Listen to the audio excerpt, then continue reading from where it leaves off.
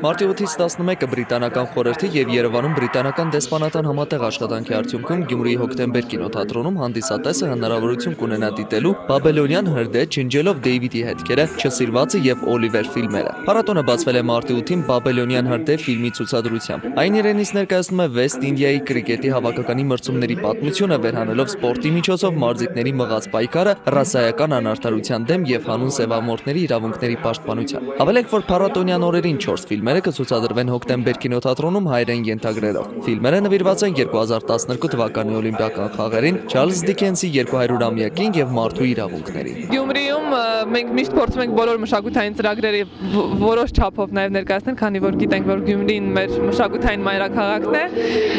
եւ նաև փառատոնի շրջանակներում կանցկացվեն տարբեր դասընթացներ, մրցույթներ եւ չնայած որ հիմնականում Երևանում կանցկացվեն միջոցառումները, նաև հրավիրում են Գյումրիի երիտասարդներին մասնակցելու։